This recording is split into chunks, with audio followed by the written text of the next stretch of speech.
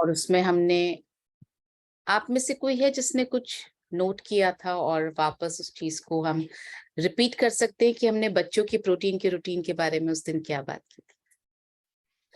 उस दिन मुझे याद है सुजीत सूर्यवंशी जी थे सेशन में, मनीषा मुदगल भी थी शायद उस दिन सेशन में। Sorry ma'am, this is my first class, अच्छा, first session. First session, okay, sorry, then I mistaken, no problem. So किसी ने भी अगर उस दिन सेशन में कुछ नोट किया हो तो बताइए, ताकि पता चले कि हम रिवीजन हो जाएगा हम सबका।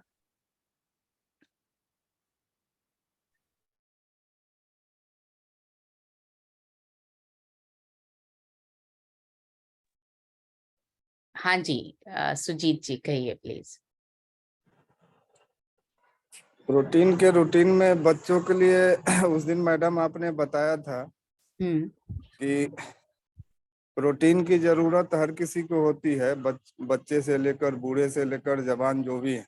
बिल्कुल सही। और बच्चों में खासकर क्या होता है कि बच्चों का ग्रोइंग एज होता है, अगर उस एज में उनको प्रोटीन का सही सेवन नहीं मिलता है तो उनका बचपन को पलटाया नहीं जा सकता है। बिल्कुल सही। और बच्चों को कम से कम 20 ग्राम प्रोटीन पर डे होना। बिल्कुल सही, ऑसम। ये सब आपको याद है कि आपने नोट भी करके रखा था?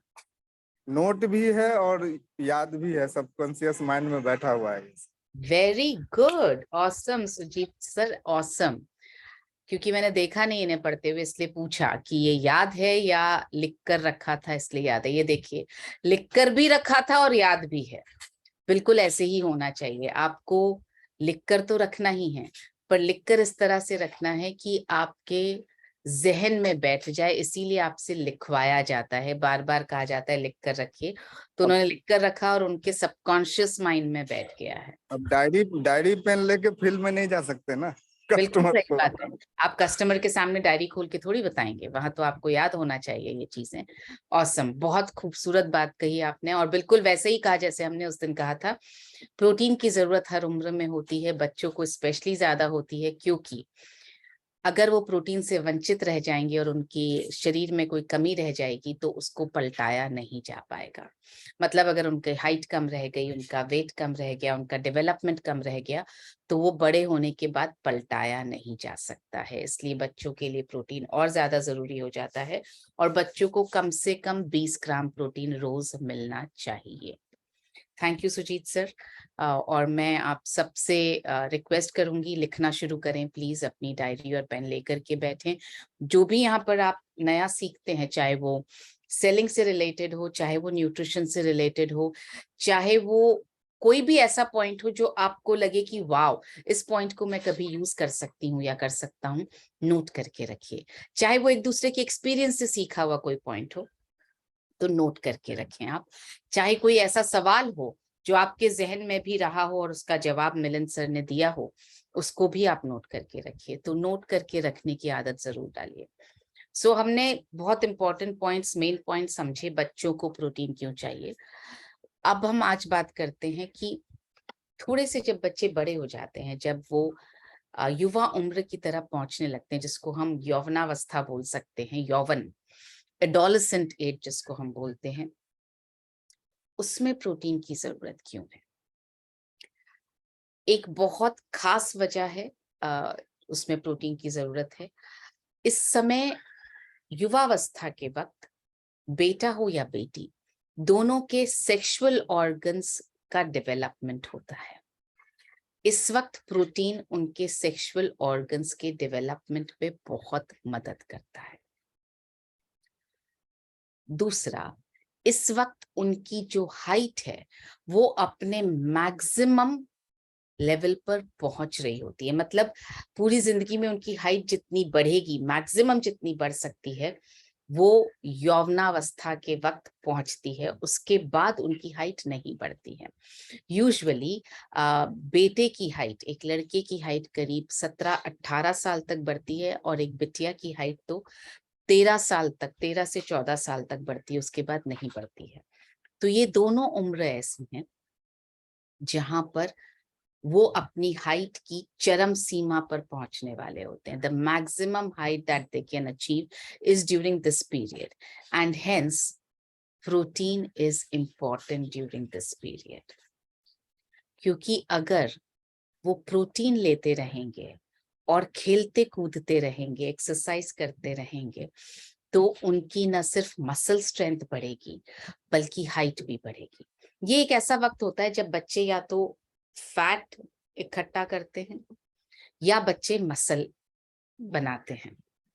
इस वक्त ये कहा जाता है कि बच्चों को जिम नहीं भेजना चाहिए, क्योंकि अगर डोले बनने लगेंगे, जिम में जाकर के अगर वेट ट्रेनिंग करने लगे तो उनके डोले बनने लगेंगे तो हाइट नहीं बढ़ेगी.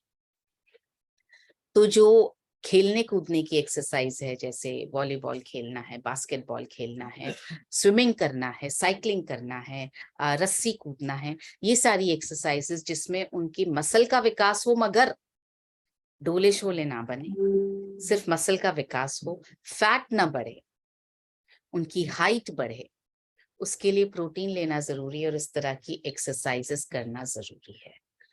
तो और इस वक्त ये वक्त होता है जब उनके चेहरे का रखरखाव जरूरी होता है, क्योंकि टीन एज में मुहासे बहुत ज्यादा निकलते हैं, पसीना बहुत ज्यादा होता है और बालों की समस्या, क्योंकि पसीना बहुत होता है, उनकी ऑयल ग्लैंड्स बहुत एक्टिवली काम कर रही होती हैं, तो बाल भी इस वक्त थोड़े से कमजोर होने लगते हैं. बहुत लोगों के, बहुत टीनेज बच्चों के बाल झड़ने लगते हैं. तो इस वक्त प्रोटीन की वैल्यू उनकी लाइफ में इसलिए भी बढ़ जाती है कि बाल ठीक रहेंगे, स्किन ठीक रहेगी, मुहासे नहीं होंगे.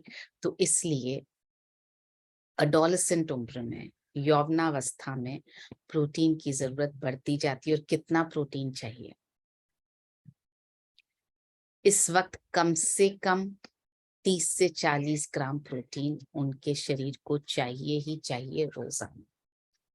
40 से अगर ज्यादा हो जाएगा तो भी कोई नुकसान नहीं पहुंचेगा, क्योंकि वो एडल्टहुड की तरफ बढ़ रहे हैं, युवा होने की तरफ बढ़ रहे हैं, जहां पर उनको 1 ग्राम प्रति किलोग्राम प्रोटीन की जरूरत पड़ेगी. मतलब अगर उनका वजन 60 किलोग्राम होगा तो उनको 60 ग्राम प्रोटीन की जरूरत पड़ने लगेगी अगले 2-3 सालों में. तो इस वक्त अगर वो 40 से 60 ग्राम के बीच भी प्रोटीन ले लेते हैं तो भी उनका डेवलपमेंट बहुत अच्छा हो सकता है, कोई दिक्कत नहीं है.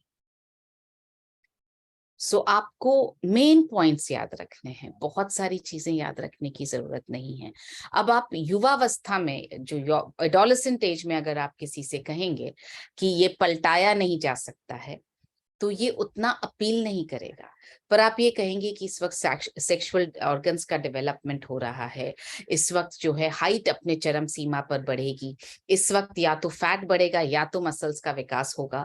तो आप फैट ना बढ़वाएं बल्कि मसल्स का विकास करें. इसके लिए प्रोटीन खिलाइए उनको, कार्बोहाइड्रेट कम खिलाइए, एक्सरसाइज करवाइए. ये सब पॉइंट्स जो हैं वो आपकी बहुत मदद करेंगे बच्चों के लिए प्रोटीन का रूटीन बनाने के लिए. अब सवाल ये है कि प्रोटीन देना कौन सा है. तो प्रोटीन की बहुत सारी वेराइटीज अवेलेबल हैं. आप ये यौवनावस्था के लिए, एडोलेसेंट स्टेज के लिए आप कोई भी प्रोटीन सजेस्ट कर सकते हैं. Vegan protein, non vegan protein, बिना चीनी का प्रोटीन, चीनी के साथ वाला, मतलब मीठे टेस्ट वाला प्रोटीन, आप कोई भी प्रोटीन सजेस्ट कर सकते हैं. ये ऐसी उम्र है जब हर तरह का प्रोटीन, चाहे वो ट्राई प्रोटीन ब्लेंड हो, चाहे वो सिर्फ आइसोलेटेड सोय प्रोटीन हो, सारे प्रोटीन उनकी एज के हिसाब से सूटेबल हैं, पूरी तरह से सूटेबल हैं. सो ये बात की आज हमने एडोलेसेंट एज पर प्रोटीन की क्यों जरूरत है और क्या कितना लेना चाहिए और किस तरह का प्रोटीन मदद कर सकता है. अब इस पर अगर कोई सवाल है तो वो आप पूछ सकते हैं, और अगर कोई सवाल नहीं है तो फिर मैं पूछूंगी. ओके, सविता जी आपका वीडियो ऑन नहीं होगा तो बात करना मुश्किल हो जाएगा. ओके, बबीता देवी, सविता देवी जी का वीडियो ऑन है. बोलिए सविता जी. जी मैम नमस्कार, मेरा चार्ज न्यूट्री चार्ज। कहिए।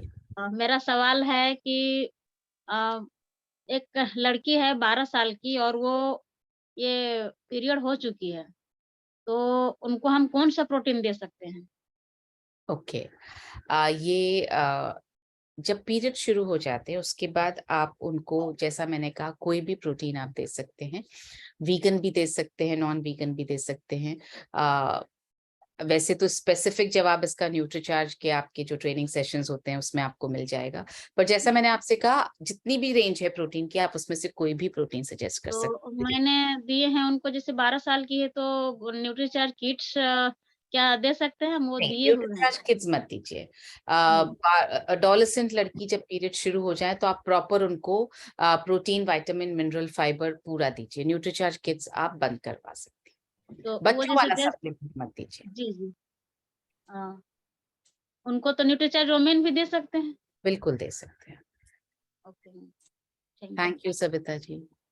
Ma'am, ma'am, why vegan and sugar free at this age? It can be suggested. There is no harm in suggesting this. No, but at this age we should have everything. So how should we Yes. suggest them? Reason for suggestion. Yes, you can have, you should have everything. Vegan protein always allows you to mix milk and sugar the way you want to. So that is why what I'm saying is all the choices are available. Everything can be given.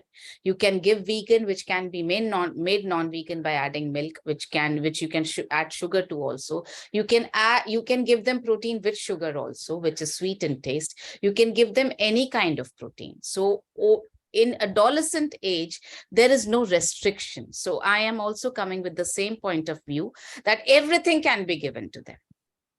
So mothers can mix milk to a vegan protein also and add sugar also to a vegan protein. So exactly, when you say that everything can be given, that is what I am also saying, everything can be given. Right? Thank you. Okay, thank you, Manisha. हाँ जी, सविता रानी, आप video on करेंगी तो आपसे बात कर पाएंगे। बोलिए श्यामल मंडल जी। आप वीडियो ऑन करती हैं तब तक मैं फिर किसी और को बोल देती हूँ। बोलिए सविता जी, पहले आप बोलिए। हाँ जी मैम, मेरा चार्ज न्यूट्री चार्ज मैम। सही है। हाँ जी मैम, जैसे मेरा बेटा है 13 साल का, 13 का कंप्लीट हो गया है, 14 इयर्स का अभी, तो उसको कौन सा प्रोटीन दे सकते हैं? देखिए, मैं स्पेसिफिक न्यूट्रीचार्ज पर जवाब नहीं दूंगी, पर क्योंकि आप जो सवाल पूछ रहे हैं वो एडोलेसेंट उम्र से जुड़ा हुआ है, इसलिए मैं फिर से रिपीट करूंगी। आप इस एज में कोई भी प्रोटीन, वीगन, नॉन वीगन, मीठा, नहीं मीठा, आप कोई भी प्रोटीन दे सकती हैं। नहीं, जैसे मैम इसमें न्यूट्री चार्ज किट्स आता है और कहा आपसे मैं न्यूट्रीचार्ज पर स्पेसिफिकली इस सेशन में जवाब नहीं दूंगी, उसके लिए आपको न्यूट्रीचार्ज की ट्रेनिंग सेशन में ही बात करनी पड़ेगी। लेकिन जो बच्चों के लिए प्रोटीन वो मत दीजिए। एडोलेसेंट उम्र में आप बच्चों का प्रोटीन छोड़ करके आप और कोई भी प्रोटीन दे सकते हैं। ठीक है मैम, थैंक यू सविता जी। हाँ जी, श्यामल मंडल जी, कहिए प्लीज।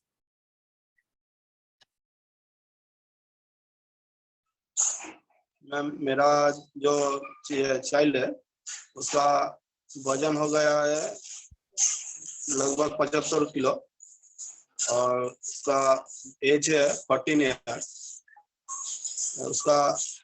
उसके लिए क्या हम सजेस्ट करें? ओके, फिर से स्पेसिफिक क्वेश्चन है, लेकिन शायद ये समस्या औरों की भी हो या आपके किसी ग्राहक की भी हो कि बच्चे का वजन बढ़ा हुआ है, तो मैं इसको एक जनरल क्वेश्चन की तरह जवाब दे सकती हूँ कि बच्चे का अगर वजन इतना बढ़ा हुआ हो तो क्या करना। सबसे पहले तो उस स्टेज तक मत पहुंचने दीजिए जब बच्चे का वजन इतना बढ़ जाए। जब बढ़ रहा है तब सचेत हो जाइए प्लीज।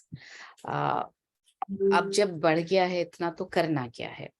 वजन कम करने के दो ही रास्ते हैं और दोनों को साथ में अपनाना पड़ेगा, किसी एक से काम नहीं चलेगा। तो एक तो जो फैट है उसको जलाना है, जो अंदर जो फैट है, जो चर्बी है उसको जलाना है, और ऊपर से खाना कम खाना है, ऐसा खाना जिससे चर्बी इकट्ठी हो रही है। ये दोनों चीजें साथ साथ करने पड़ेंगे। हाँ, इन दोनों चीजों का करने का तरीका अलग अलग हो सकता है। बच्चे की लाइफ में अलग होगा, एक एडल्ट की लाइफ में अलग होगा, एक वृद्ध पुरुष है तो उसकी लाइफ में, या वृद्ध महिला है तो उसकी लाइफ में अलग होगा। तो बच्चे के लिए सबसे ज्यादा जरूरी है कि आप उन्हें मैदा, चीनी, नमक, ये चीजें बहुत कम खिलाएं, और कार्बोहाइड्रेट बहुत कम खिलाएं। तो क्या क्या कम खिलाना है? चावल कम, गेहूं कम, ब्रेड कम, बिस्किट कम, नूडल्स कम। ये आप खिलाइए, 15-20 दिन में एक बार खिलाइए। तो खिलाना क्या है? खिलाने की आदत डालिए, आप फ्रूट्स की आदत डालिए, आप सब्जियों की आदत डालिए। सब्जियां बनी हुई भी, कच्ची भी, सैलेड भी, दाल भी, इन चीजों की आदत आप ज्यादा डालें। रोटी में आप बाजरे की रोटी खिलाइए, मक्की की रोटी खिलाइए, रागी की रोटी खिलाइए, आप उनको ज्वार की रोटी खिलाइए। चावल और गेहूं का आटा, इन दोनों में, और मैदे से बना हुआ आटा, इन तीनों में कार्बोहाइड्रेट बहुत ज्यादा होते हैं, तो वो फैट में कन्वर्ट हो जाते हैं। तो आप कोशिश करें प्रोटीन ज्यादा खिलाइए उनको। प्रोटीन जैसे सब्जियों में प्रोटीन होता है, फ्रूट्स में आपको थोड़ा प्रोटीन मिलेगा। प्रोटीन का सप्लीमेंट आप दे सकते हैं उनको, वो खिलाइए। अब बात करते हैं, और दिन में 3 बार ही खिलाइए। जो बार बार आदत होती है कि बेटा कुछ तो खा ले, बेटा कुछ तो खा ले, और ऐसे करते करते हमने बच्चों की आदत डाल दी, वो दिन में 10 बार खाना मांगने लगते हैं, हर थोड़ी देर में मांगने लगते हैं कुछ खाने को दे दो। आदत हमने ही डाली बचपन में। जब वो मना करता था, बिना बोले मना करता था कि भूख नहीं है, नहीं खाना, तो हम जबरदस्ती खिलाते थे। तो फाइनली हमने उसकी आदत डाल दी कि वो दिन में 5-6 बार आपसे खाना जरूर मांगेगा। बोर होगा तो सबसे पहले आपसे खाना मांगेगा। तो दिन में 3 से 5 बार से ज्यादा नहीं खाना है। और जब खाने की इच्छा हो तो चिप्स, बिस्किट, ये चीजें मत पकड़ाइए। खाने की इच्छा हो तो कोई फ्रूट काट के पकड़ाइए, ककड़ी पकड़ाइए, टमाटर पकड़ाइए, गाजर पकड़ाइए।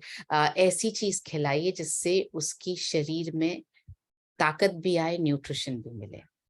अब बात करते हैं एक्सरसाइज की। तो आजकल बच्चे एक्सरसाइज नहीं करते, बाहर खेलने नहीं जाते, तो बाहर खेलने भेजिए। 1 से 1.5 घंटा रोज खेलना कंपलसरी कर दीजिए। और खेलने का मतलब क्रिकेट खेलना नहीं है जिसमें हमारी कसरत कम हो रही है। खेलने का मतलब है कि आप कुछ ऐसा खेल जिसके अंदर पसीना आना चाहिए।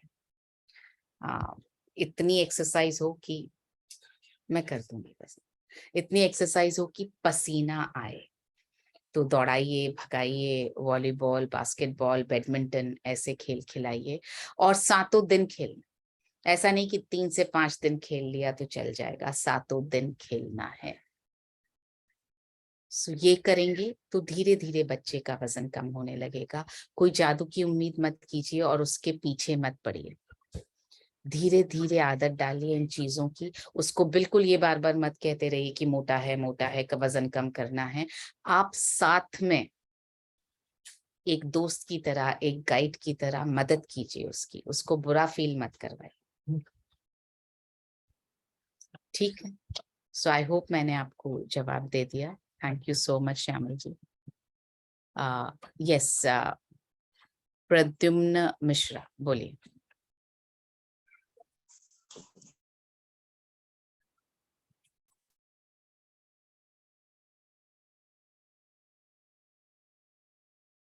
कहिए प्लीज, अनम्यूट करके बात कीजिए प्रद्युम्न जी। कहिए।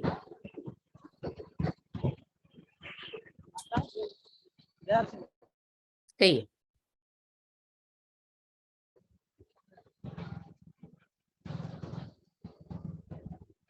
आपकी आवाज बहुत क्लियरली नहीं आ रही है। हाँ जी मैम, मेरा चार्ट लिट्टी चार्ट। कहिए। जी मैम, हमें कह रहे हैं कि अभी मेरे को एक लोग मिले थे जानने वाले, तो उनके थोड़ा लीवर में घाव है, थोड़ा फोड़ा, तो उनको कौन सा मैं न्यूट्रिशन ना, मैं ऐसी जवाब यहाँ पर नहीं दूंगी। इसको आप न्यूट्रीचार्ज के किसी ट्रेनर से पूछिए। सॉरी। हाँ जी, मारुति राकेश जी बोलिए। हाँ जी मैम, मेरा चार्ज न्यूट्री चार्ज जी कहिए। फील्ड में एक जगह गया था मैम, वो 24 साल का लड़का है, तो उनका बॉडी चेकअप किया, उनका बीएमआई भी लो था, बोन्स भी लो थी, विसरल फैट भी पूरा लो था। तो मैंने उनको न्यूट्रीचार्ज मैन, न्यूट्रीचार्ज गेनर और न्यूट्रीचार्ज वेज ओमेगा, और सर जैसे स्पेसिफिक सवाल है, मैं इसका जवाब नहीं नहीं मैम, थोड़ा सा लॉजिक है। पहले महीने में अच्छा लगा उनको, और सर जैसे बताते 3-17-28 का फार्मूला, वो भी मैंने फॉलो किया, तो पहले महीने में उनको अच्छा लगा, और दूसरे महीने में दिया तो फिर मैंने हर महीना बॉडी चेकअप किया। दूसरे महीने में गया तो बोले दूसरे महीने में एकदम वीक टाइप का लग रहा, तो तीसरे महीने में नहीं लिया उन्होंने न्यूट्रिशन। पहले महीने में अच्छा लगा उनको, लेकिन दूसरे माह भी वही रिपीट किया, न्यूट्रीचार्ज गेनर, न्यूट्रीचार्ज मैन और न्यूट्रीचार्ज वेज ओमेगा। लेकिन बोले कि पहले महीने में जैसा लगता था वैसा दूसरे महीने में थोड़ा सा वीकनेस और एकदम कमजोरी टाइप का लगा, तो इसका कारण क्या हो सकता है मैम थोड़ा? ओके, बॉडी स्कैन किया तो आपको क्या रिजल्ट मिला दूसरे महीने में? दूसरे महीने में हम बस 1 से 1.5 किलो ही वजन वेट बढ़ा था, 1 से 1.5 किलो बस, और बीएमआई भी और उतना था 1, और वाटर लेवल जो था 59 समथिंग था, वो भी उतना था। लेकिन महसूस किया उन्होंने कि अच्छा लगा बोले पहले महीने में, लेकिन दूसरे माह में जब बॉडी स्कैन किया तो पूरे वैसे के वैसे थे वो, लेकिन मतलब बोले 1.5 किलो वजन जो बढ़ा हुआ था वो 1.5 किलो ही बढ़ा हुआ था। जी जी जी। ओके, सो इसमें एक गड़बड़ ये हुई कि आपने न्यूट्रीचार्ज गेनर जो दिया उसके अंदर हर्ब्स हैं, मगर इस पूरे उसमें प्रोटीन मिसिंग है।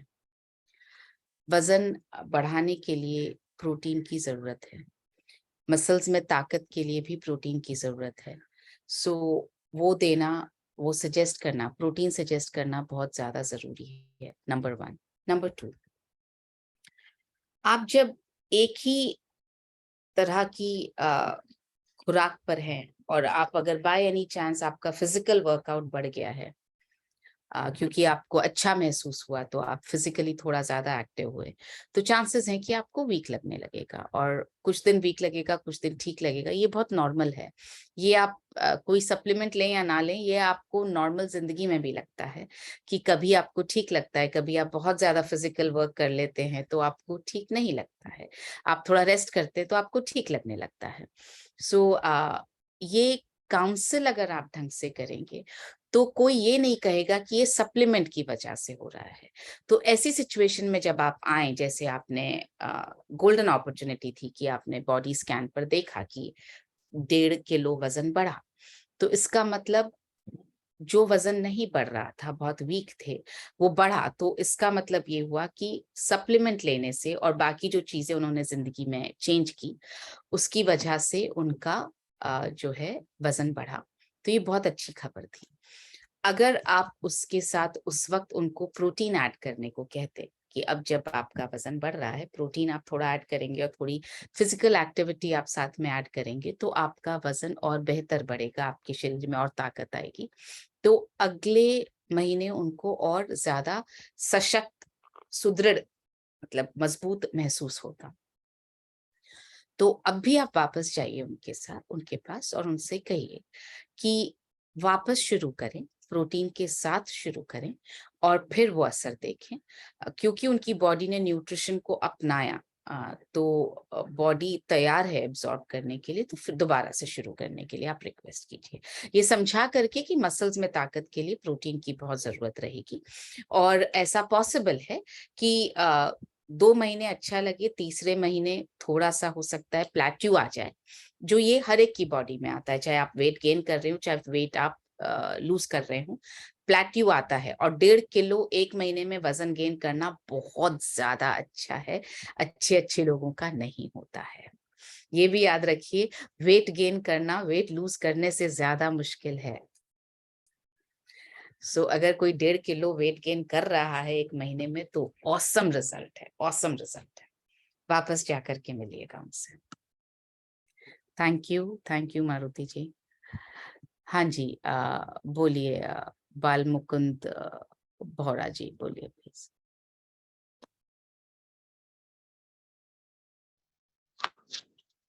हेलो मैडम, 1 साल का भी मेरा लड़का है, तो उसमें किट्स दे रहा था, तो मेरा क्या देना है उसको, क्या सप्लीमेंट्री दे सकते हैं 1.5 साल के? मैं ऐसे सवालों के जवाब नहीं दूंगी सर आपको। ये इस सवाल का जवाब किसी न्यूट्रीचार्ज की ट्रेनिंग में पूछिए। यहाँ पर हम जनरल, आपको दिक्कत आ रही है तो हम बात करेंगे न्यूट्रिशन को लेकर। अगर कोई जनरल परेशानी आ रही है आपको तो उस पर हम बात करेंगे प्लीज।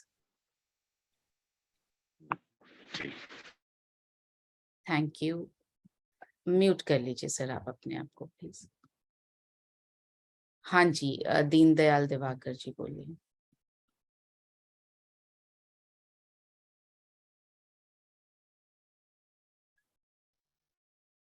बोलिए प्लीज।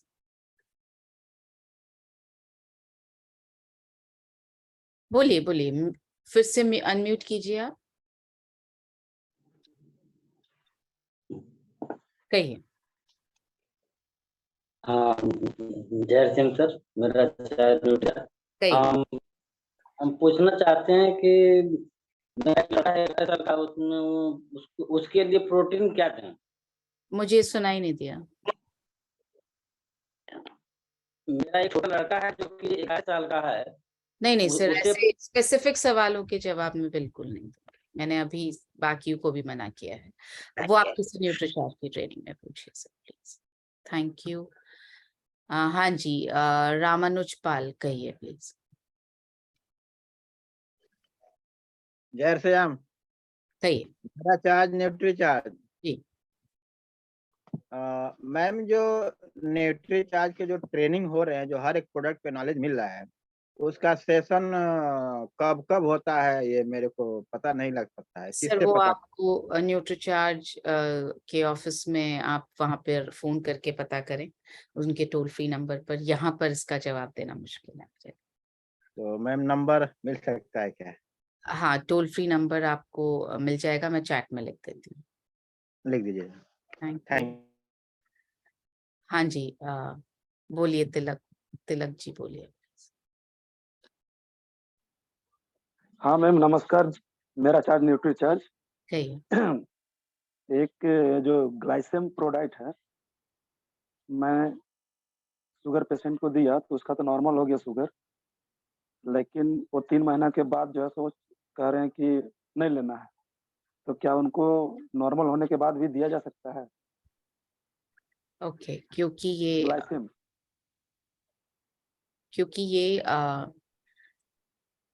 मैं इस क्वेश्चन को जनरल क्वेश्चन की तरह जवाब देना चाहूंगी कि क्या शुगर लेवल नॉर्मल होने के बाद भी प्रोटीन कंटिन्यू किया जा सकता है?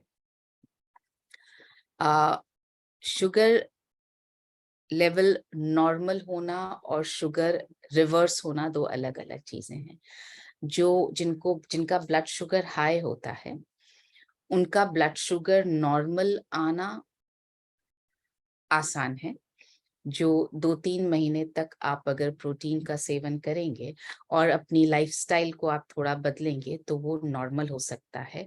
लेकिन जैसे ही आप लेना बंद करेंगे और आप ये सोचेंगे कि मेरा शुगर तो अब नॉर्मल हो गया है और आप सब कुछ खाना पीना शुरू कर देंगे, तो फिर से बढ़ जाएगा, क्योंकि आपका शुगर सिर्फ नॉर्मल हुआ है, रिवर्स नहीं हुआ है। रिवर्स होने के बाद भी कभी भी अगर आप पहले वाली लाइफस्टाइल पे वापस आ जाएंगे तो शुगर वापस बढ़ जाएगी। इसलिए बेहतर है कि आप प्रोटीन का सेवन कंटिन्यू रखें, ताकि आपका शुगर लेवल नॉर्मल हो गया है तो नॉर्मल ही रहे। ये उनको बताइए, उनसे कहिए, वरना 2-3 महीने बाद आप वापस फोन करेंगे कि बढ़ गया है। मैंने इसका आपको जवाब दे दिया कि कंटिन्यू ही रखना है। हाँ जी, बोलिए सहदेव जी।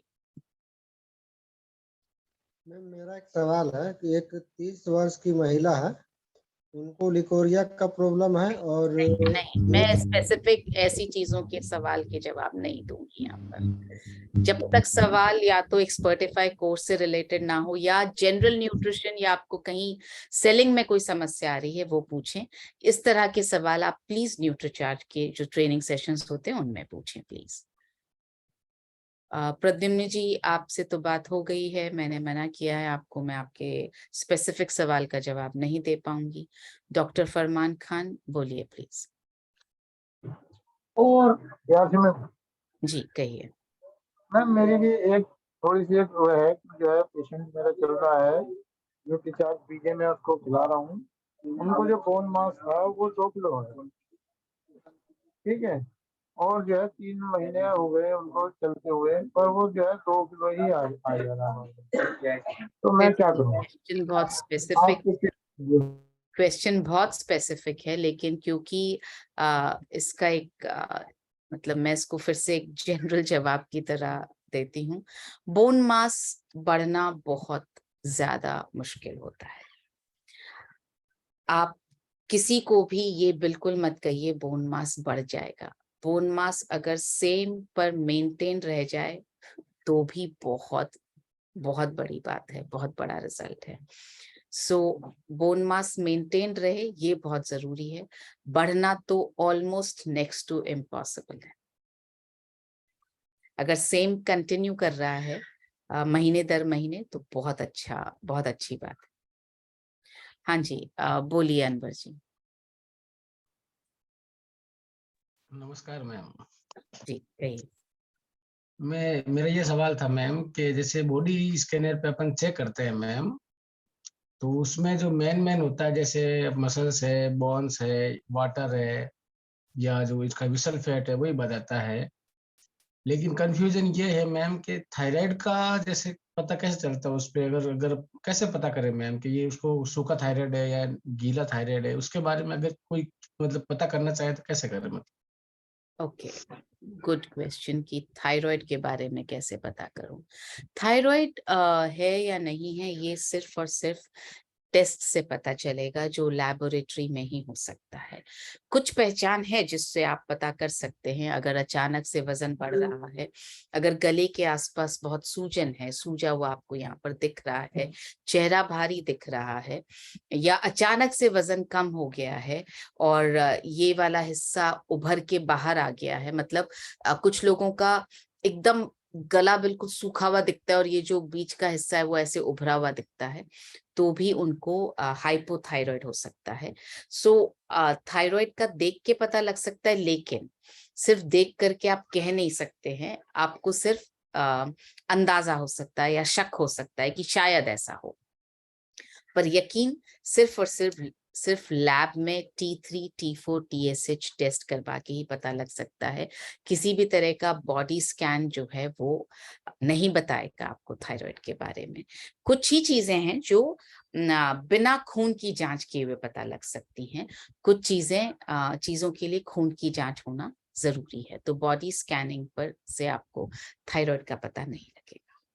बॉडी स्कैनर का आप इस्तेमाल करें तो बेसिकली 2 ही चीजों के लिए इस्तेमाल करें। पहला, आपका मसल मास पता करने के लिए, और दूसरा आपका बॉडी फैट पता करने के लिए, और तीसरा मेटाबॉलिक एज। सिर्फ ये 3 चीजें ही बहुत ज्यादा मायने रखती हैं। बाकी सब चीजें जो हैं वो इन तीनों चीजों को ही इम्पैक्ट करती हैं। जैसे अगर पानी का परसेंटेज कम है तो जाहिर है कि बॉडी में फैट ज्यादा होगा, तो बॉडी में फैट ज्यादा होगा तो जाहिर है बॉडी का मसल परसेंटेज कम होगा। बॉडी का मसल परसेंटेज कम होगा तो जाहिर है आपकी मेटाबॉलिक रेट जो है वो कम होगी। सो आपकी फैट अगर ज्यादा है और मसल्स अगर कम है तो आपकी मेटाबॉलिक एज आपकी एक्चुअल एज से ज्यादा दिखाएगी। आप में अगर फैट परसेंटेज कम है तो आपकी एज मेटाबॉलिक एज से कम दिखाएगी या बराबर दिखाएगी। तो हर चीज जो है वो इन तीनों चीजों को इम्पैक्ट, तीनों में से किसी एक चीज को इम्पैक्ट करती है। या तो आपकी बॉडी फैट पर असर डालेगी, या आपके मसल मास पर असर डालेगी, या आपकी मेटाबॉलिक एज पर असर डालेगी। तो ये 3 चीजें ही इंपॉर्टेंट हैं। बाकी सब चीजें इन तीन चीजों से ही गवर्न होती है। तो आप इन 3 चीजों का ही ध्यान रखें, बॉडी फैट, मसल मास और मेटाबॉलिक एज। गुड। सो अब कोई सवाल नहीं बचा है। ओके, बोलिए राजेश कुमार। नमस्कार मैम। हे मैम, ये जो मेटाबॉलिक एज ठीक करने के लिए क्या करना चाहिए जी? जैसे बॉडी स्कैनर पे रीडिंग लेते हैं, उसमें जो है उम्र के हिसाब से जो उसमें 10-10 साल फालतू आ जाता है, जो उसको ठीक करने के लिए क्या करें? फालतू नहीं आता है सर, फालतू बिल्कुल नहीं आता है। वो ये बताता है आपको कि आपकी शरीर की उम्र, मतलब आपका शरीर आपकी उम्र से 10 साल ज्यादा बूढ़ा हो चुका है, मतलब आपका शरीर 10 साल ज्यादा काम कर चुका है आपके लिए। तो उसको ठीक करने के लिए 2 चीजों को बैलेंस करना पड़ेगा, फैट और मसल। फैट को कम करना पड़ेगा, मसल को बढ़ाना पड़ेगा। मसल बढ़ती बहुत मुश्किल से है, फैट कम करना ज्यादा आसान है। तो जिनका भी मेटाबॉलिक एज ज्यादा आए, उनको आप कहें फैट कम करना बहुत जरूरी है। और मसल्स अगर आप मेंटेन भी रख पाएंगे, उतना भी आपके लिए बहुत है। सो प्रोटीन दोनों चीजों में मदद करता है, आपकी फैट कम करने में मदद करता है और आपकी मसल्स को बनाए रखने में मदद करता है। तो वजन कम करने के लिए या मेटाबॉलिक एज को कम करने के लिए प्रोटीन बहुत ज्यादा मदद करता है। तो आप प्रोटीन लेने की सलाह जरूर दीजिए, और साथ में ऑफ कोर्स एक्सरसाइज करने की सलाह दीजिए, व्यायाम करने की सलाह दीजिए। हाँ जी, बालमुकुंद जी, आपने वापस हाथ खड़ा किया है, कहिए।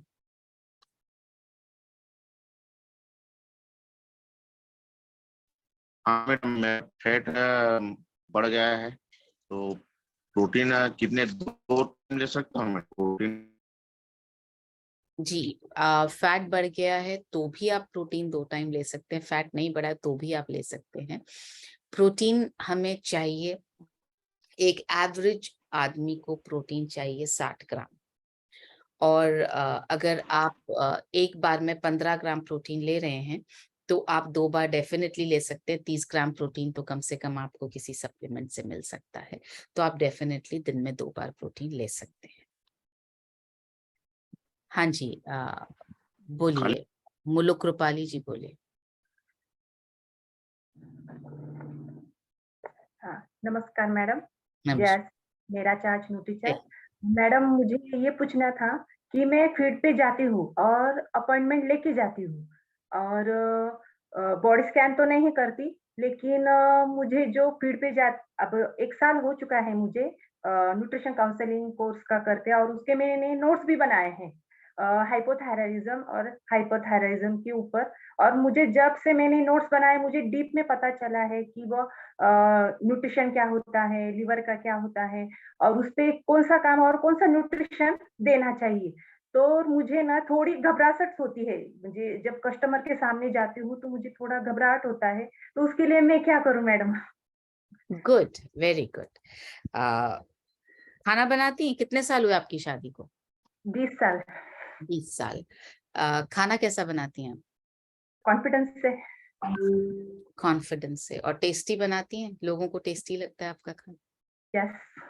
ओके, तो वो कैसे आया बनाना?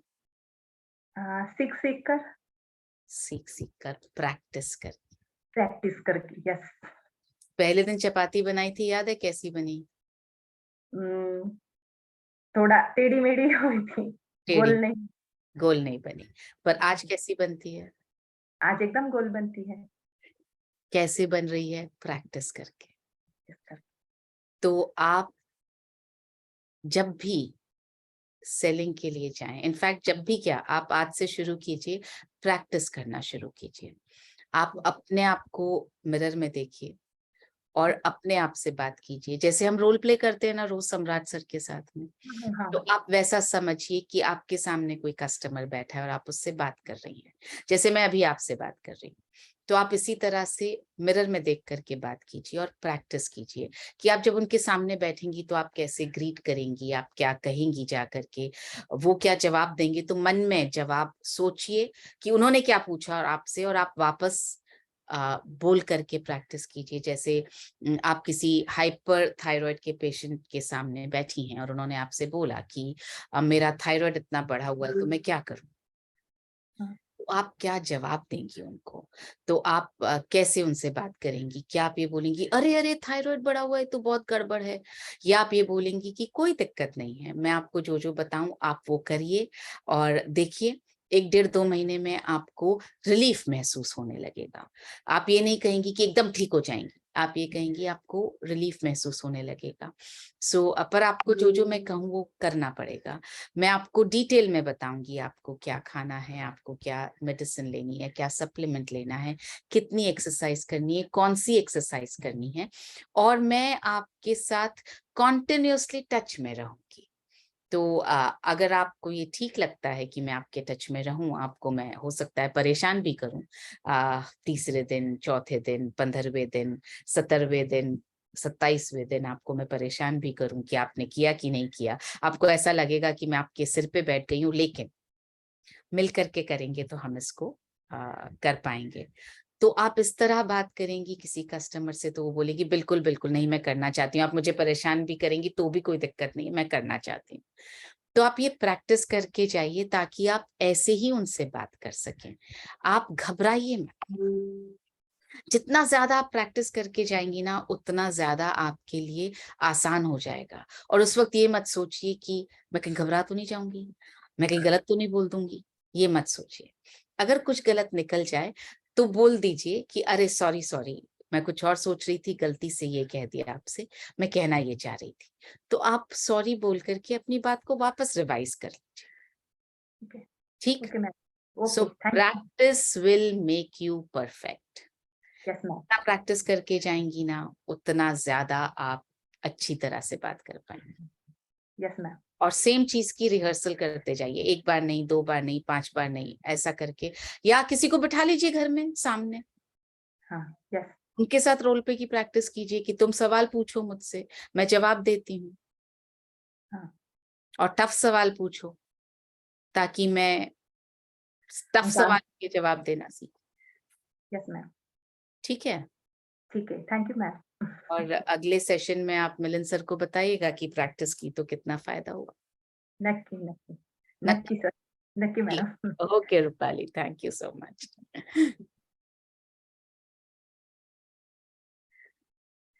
तो चलिए वक्त है रोल प्ले का। करें क्या एक रोल प्ले? कौन करेगा मेरे साथ रोल प्ले? आज तो सम्राट सर भी नहीं है और मिलिंद सर भी नहीं है अभी इस वक्त सेशन में, तो रोल प्ले तो मेरे साथ ही करना पड़ेगा।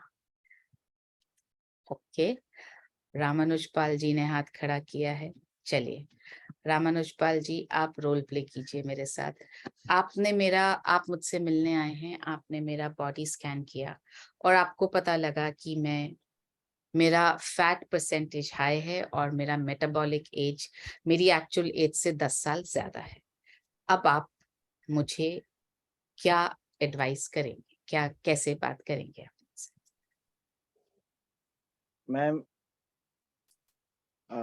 हम तो रोल प्ले कुछ और ट्राई करना चाहते थे, आप प्रश्न कुछ और रख दिए। आप बताइए आप क्या ट्राई करना चाहते हैं? सॉरी, मुझे पूछना चाहिए था आपसे, आप क्या ट्राई करना चाहते हैं? ट्राई जैसे हम डॉक्टरों के साथ हमारा कांटेक्ट एक बार रोल प्ले 1-2 बार किया हूँ मिलन सर जी और उनके साथ में, तो उसी को रिपीट करना चाहते हैं क्योंकि 2 बार किए तो हमको बड़ा कॉन्फिडेंस बढ़ा और अच्छे और डॉक्टरों के पास जाकर के मैं वैसे ही करना शुरू किया। अच्छा ओके, तो मैं डॉक्टर हूँ और आप मेरे पास आए हैं? जी, आपसे कांटेक्ट हो गया है और हमारा बातचीत चल रहा है। अच्छा बोलिए। नमस्ते मैम। सर आप तो एक डॉक्टर हैं जी। और दूसरों का हेल्थ बड़े अच्छे से देखते हैं, दूसरों का रोग सही करते हैं। जी। क्या आप कभी अपने बारे में सोचे हैं कि मेरा हेल्थ कैसा है, कैसे सही रहेगा? मेरे को तो इतना टाइम ही नहीं मिलता कि मैं अपने बारे में सोचूं। मैं तो बाकी सबकी दुनिया की, समाज की सेवा करने में ही लगी हुई हूँ। तो मेरे बारे में सोचने का वक्त तो मुझे बहुत, मतलब नहीं के बराबर मिलता है। जी, तो मेरा आपसे यही अनुरोध है कि सोचिए, क्योंकि हम इस समय ये देख रहे हैं कि जो भी डॉक्टर साहब लोग हैं, बहुत से लोगों का आजकल ब्लड शुगर और लीवर प्रॉब्लम ये होता रहता है। मैं सुना हूँ डॉक्टरों का ही, और कभी-कभी तो ऐसा सुना हूँ कि बहुत से डॉक्टर लोग हैं कि अपने मेडिसिन चलाते समय और दूसरे दिन पता लगता है कि उनका अटैक हो गया, डॉक्टर साहब इस दुनिया में नहीं है। इसे सुन कर के बड़े मेरे को दुःख होता है। तो इसके बारे में आप तो उसके अपनी लिए मेरे तो सारे दोस्त जो हैं वो जितने भी हैं, वो कोई हार्ट स्पेशलिस्ट है, कोई लिवर स्पेशलिस्ट है, कोई डायबिटीज का स्पेशलिस्ट है। तो ऐसी कभी कोई प्रॉब्लम आएगी तो मैं उनसे बात कर लूंगी। ठीक है सर, तो इसके लिए आप अपने डाइट में क्या-क्या लेते हैं, जो कि जैसे मैं सजेस्ट आपसे ले सकूँ कि आप क्या डाइट में लेते हैं? हाँ, मेरे तो घर में ही खाना बनता है, तो घर का बना हुआ खाना जो मेरे मेरी तो सास खाना बनाती हैं, तो वो तो जो बहुत सदियों से, बहुत सालों से जो खाना बनाती आई हैं, वो खाना बनाती हैं। तो मैं बाहर का तो खाती नहीं हूँ, मैं सिर्फ घर का ही खाती हूँ, सुबह भी और दोपहर में भी और शाम को भी। तो जैसे अपने शरीर को प्रोटीन कितना चाहिए, ये कितना चाहिए शरीर को प्रोटीन, तो क्या-क्या खाते हैं जिससे आपका प्रोटीन पूरा हो जाता है? मैं सब खाती हूँ, तो मुझे सब चीज़ों से सब मिल जाता है। मतलब मेरे को खाने में कोई चीज़ नापसंद नहीं है। मैं सब सब्जियाँ खाती हूँ, मैं सब फल खाती हूँ, जो बनता है घर में मैं सब खाती हूँ। तो मैं अगर कुछ ऐसा हो कि नहीं खाती हूँ तो मुझे ना मिले ना, मैं तो सब कुछ खाती हूँ, तो मुझे सब मिलता है। खाने की हर चीज़ से सब कुछ मिलता है मुझे। ठीक है डॉक्टर साहब, आप सारा कुछ लेते हैं, लेकिन हम आपसे ये जानना चाहें कि आपके ही शरीर को कितना % प्रोटीन चाहिए, कितना विटामिन चाहिए, कितना मिनरल चाहिए, ये आपको कैसे पता लगता है? तो हम भी आपसे जानें, कैसे आप लेते हैं?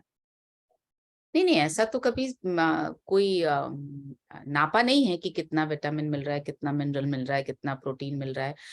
क्योंकि बचपन से सेम खाना खा रहे हैं और बिल्कुल हेल्दी हूँ, तो ऐसा कौन नापता है? जी। ठीक है, जब आपका इतना है तो दूसरे को सजेस्ट देने के लिए आपसे मैं जानकारी लेना चाहता था, और थैंक यू। अगर आप संतुष्ट हैं तो दूसरे को वैसे ही सजेशन दीजिए, ताकि हमको भी नॉलेज मिले। आपके बाद दूसरी बार फिर मिलूँगा। नमस्ते डॉक्टर साहब। क्या रामानुज जी, हार मान गए यार, आप तो बिल्कुल बीच में छोड़ दिया। जब बिल्कुल उस पॉइंट पे पहुंचे कि ऐसा कौन नापता है, जब मैंने बोला तब तो बोलना था ना जी, जी। यही कि तो आप मिस्टेक है तो नहीं नाप रहे हैं, ये गड़बड़ कर रहे हैं। हम आपको बता सकते हैं, मैं न्यूट्रिशन काउंसलर हूँ। मैंने बहुत लोगों का बॉडी स्कैन किया है, समझ में आया है कि फैट परसेंटेज, मसल परसेंटेज आपका भी नाप लेते हैं। जब पहुंचे वहां तक तब आप हार मान गए, तब आपने पीछे कर लिया खुद को। आप बहुत अच्छा कर रहे थे।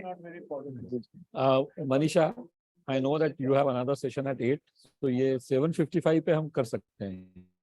Thank you sir, I will eat in those 5 minutes.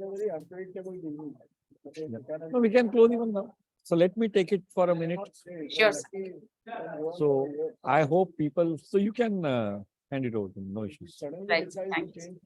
I hope आज सब लोगों को एक अलग थोड़ा अनुभव लगा। रोज तो मेरे से पाला पड़ता है, तो आज जरा न्यूट्रिशन बात हुई, थोड़ा अलग लगा होगा I hope ऐसा ना लगा आज मुझसे पाला पड़ा।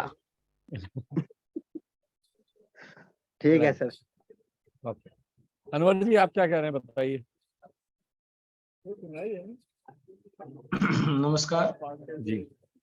फोन पे अपॉइंटमेंट लेना था, मैंने कहा मैम से लेते हैं। मेरे से ले लो। हाँ बिल्कुल सर, आपसे ले लेते हैं। मेरे से ले लो। चलो शुरू करते हैं। हाँ सर। हाँ हेलो सर। हेलो। हाँ सर, मिलिंद सर बोल रहे हैं सर। हाँ मिलिंद बोल रहा हूँ। हाँ sir, very good morning sir. Good morning. Sir मैं अनवर हुसैन न्यूट्रिशन काउंसलर हूँ, और आपका मेरे को फोन नंबर सर सम्राट जी सर ने दिया था। Okay Anwar, okay. हाँ सर, तो मैं मतलब सबसे पहले तो ये पूछना चाहता हूँ सर, आप अभी फ्री हैं या फिर आपको सर थोड़ा टाइम लगेगा बात करने? वैसे तो बिजी हूँ, पर अगर 1-2 मिनट में बात करनी तो कर लो यार। नहीं सर, आपसे अपॉइंटमेंट लेना था थोड़ा सा मेरे को, इसलिए मैंने पूछा था। मैंने कहा अगर आपके पास किस टाइम चीज है के लिए तो। अपॉइंटमेंट लेना है? सर मैं भी न्यूट्रिशन काउंसलर हूँ सर, और सबसे बड़ी चीज है हेल्थ के ऊपर काम कर रहे हैं हम। तो हेल्थ के ऊपर कुछ बहुत शानदार टिप्स है मेरे पास, जिनको सुन आपको जैसे मिलूंगा मैं आपसे, बात करूंगा तो आपको बहुत अच्छा लगेगा सर। उसके टिप्स है तो अभी बता दो, फोन पे मिलने की क्या जरूरत है? टिप्स ही नहीं देना है सर, तो अभी दे दो ना। नहीं वो सर आपके काफी काम आने वाले, मतलब ऐसे वो टिप्स फोन पे नहीं दे सकते सर। टिप्स तो 2 मिनट में दे सकते हैं फोन पे भी यार, टिप्स देने में नहीं क्या सर, है? वो मिलकर बैठकर बात करेंगे तो उसे और अच्छा लगेगा, जिससे कि आपके अरे भाई अनुभव मैं को। भी शेयर मार्केट के बिजनेस में रोज टिप्स देता हूँ दिन भर, फोन पे ही देता हूँ, किसी से मिलता थोड़ी हूँ देने के लिए। नहीं सर, वो ऐसा नहीं है सर, वो तो अपना घर की बात है, इसमें कुछ अपने हेल्थ से रिलेटेड है, जैसे बैठकर बात करेंगे तो थोड़ा अच्छा रहेगा सर। मैं तो बैठा ही हुआ हूँ अभी भी।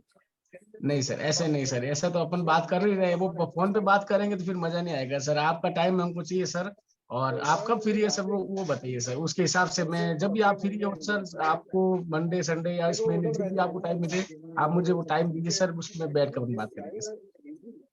यार अभी तो मैं 2-3 हफ्ते तो थोड़ा सा बिजी हूँ, बाद में फिर एक काम करो 2 हफ्ते बाद फोन करो, फिर देखते हैं। सर 2 हफ्ते में कौन सा हफ्ता सही रहेगा सर आपका, पहला सप्ताह या दूसरा सप्ताह सर? नहीं 2 हफ्ते बाद ही फोन करो मेरे को, अभी तो मैं थोड़ा सा बिजी हूँ कुछ पर्सनल अच्छा, चीजों दो में। हफ्ते बाद 2 मतलब हफ्ते सर बाद वापस क्लियर फोन करो, फिर देखेंगे।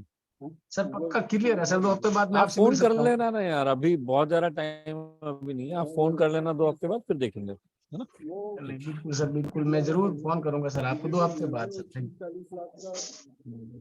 तो क्या गड़बड़ कर दी?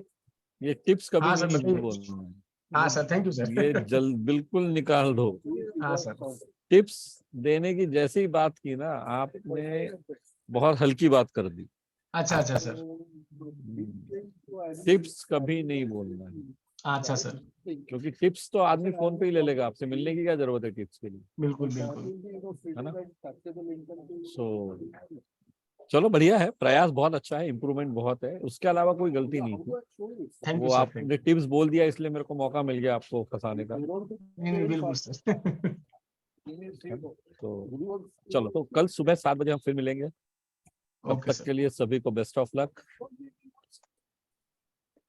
और कल हम रोल प्ले भी करेंगे सम्राट सर के साथ, और कल हम जरा C1 to C5 पे थोड़ा डिस्कशन करेंगे, है ना?